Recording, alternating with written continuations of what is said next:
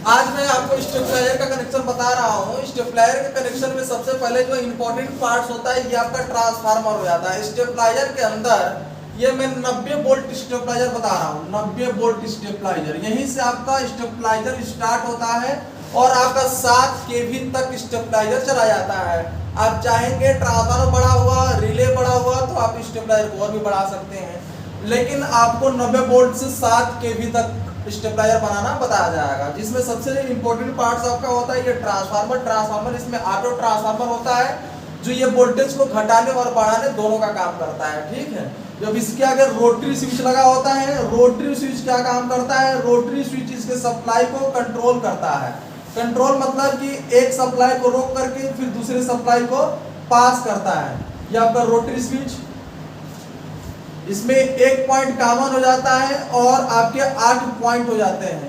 तो ये आपका एक पॉइंट इसमें कॉमन बना दिया हूं और ये आपका 8वां पॉइंट, ये पॉइंट आपका कॉमन हो जाता है और ये कॉमन जो है इनमें से किसी एक पॉइंट को टच करता रहता है 8वां पॉइंट में से। ये 2 पिन आपका स्क्रू को कसने के लिए दिया जाता है। ये आपका वोल्ट मीटर, वोल्ट मीटर क्या होता है, आपके वोल्टेज की उपस्थिति को दर्शाता है। स्टेबलाइजर में कितना वोल्टेज आ रहा है, कितना वोल्टेज आउटपुट कर रहा है, उसकी उपस्थिति को आपका वोल्ट मीटर दर्शाता है। इसके साथ साथ में एक हरे कलर की एलईडी लगी होती है। एलईडी का काम होता है जब सप्लाई आउटपुट करे उस अवस्था में जलना चाहिए। ठीक है, ये आपकी हरी पत्ती होती है, जहां पे ये आपका रेजिस्टेंस लगा हुआ है, या आपका नियॉन बल्ब होता है या फिर एलईडी होता है, दोनों में से कोई एक लगा सकते हैं जो आपका हरा कलर का होता है।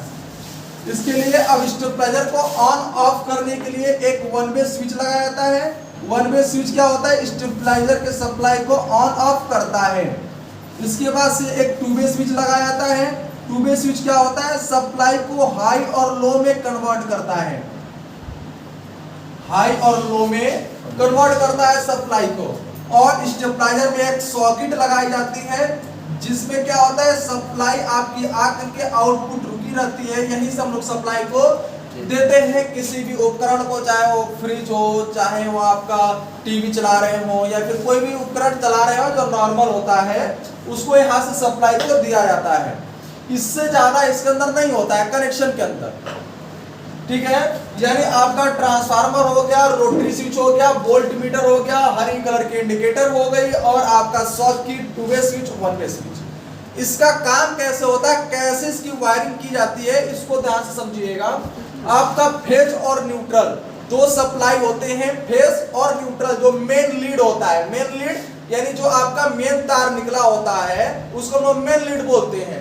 तो आपका जो मेन लीड होता है वहां से 2 तार निकलते हैं, एक आपका फेस निकलता है और दूसरा आपका।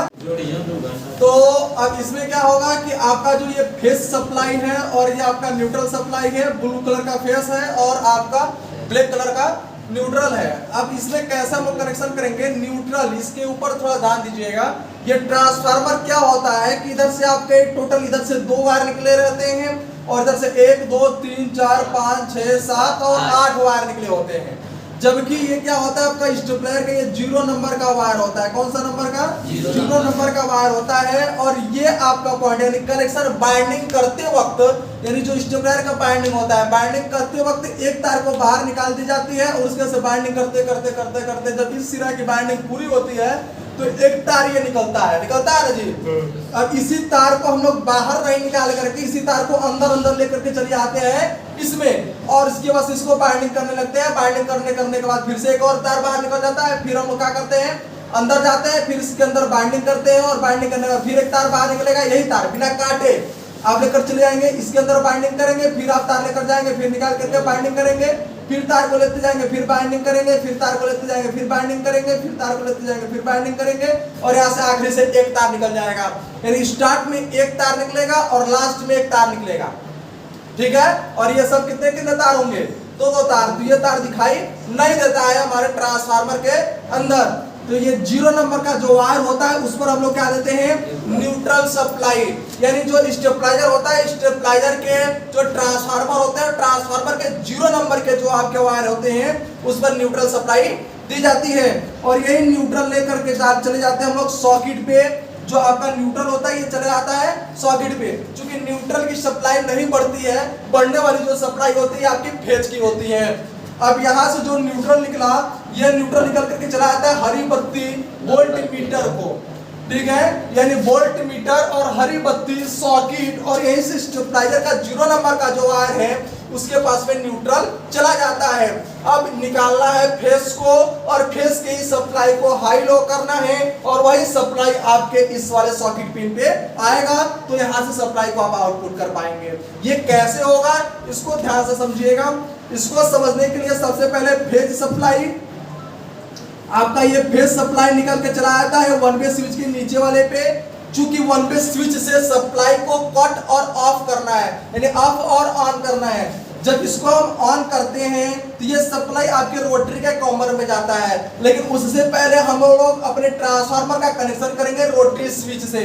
यानी सपोज ये 1 नंबर है, 2 नंबर है, 3 नंबर है, 4 है, 5 है, 6 है, 7 है और 8 है। ठीक इसी प्रकार से आपके स्टेबलाइजर के अंदर 1 2 3 4 5 6 7 और 8 आप इसको तैयार कर लेंगे।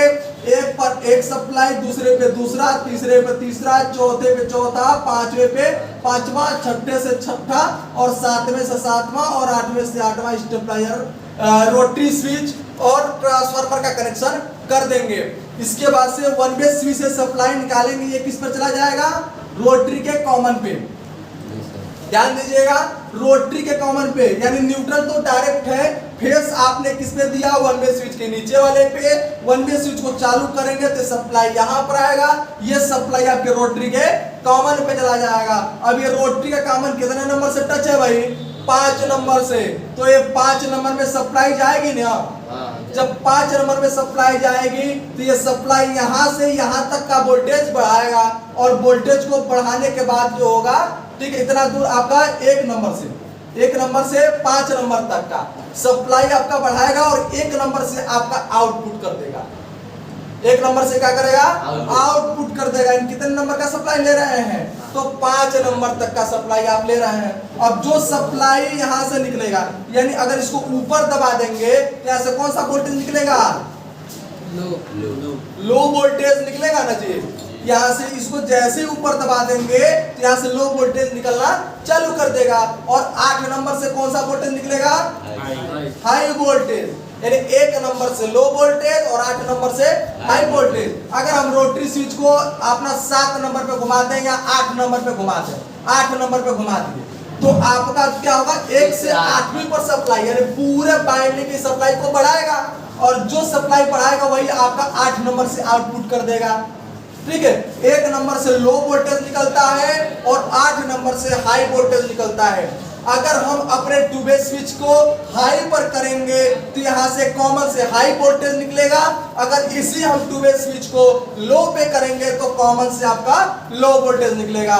चाहे आप इसको हाई पे किए, चाहे आप इसको लो पे किए, अगर आपने हाई पे किया तो यहाँ से आउटपुट सप्लाई आपका हाई करता है, अगर आप लो पे करते हैं तो इसका वोल्टेज लो निकलता है। अब जो वोल्टेज निकला वही वोल्टेज आपका वोल्ट मीटर और हरी बत्ती को चला जाता है। अगर आप लो पे सेट करेंगे तो वोल्ट मीटर में लो वोल्टेज दिखाएगा, अगर आप इसको हाई पर सेट करेंगे तो वोल्ट मीटर में हाई वोल्टेज दिखाएगा। अब जो वोल्टेज यहाँ से निकलेगा वही वोल्टेज आपके सॉकेट पे चला जाएगा। यानी अब इस सॉकेट में आप फ्रिज लगा लिए, कूलर लगा लिए, जो भी कुछ लगा लिए, अगर वोल्टेज कम है तो वोल्टेज को हाई पर कर दिए तो इस सॉकेट में हाई वोल्टेज आना चालू हो गया, और वही वोल्टेज आपके वोल्ट मीटर में भी जाना चालू हो गया। इस प्रकार से 90 वोल्ट स्टेबलाइजर का कनेक्शन किया जाता है। स्टेबलाइजर बिल्कुल आसान है, आप इसका कनेक्शन आसान तरीके से कर सकते हैं।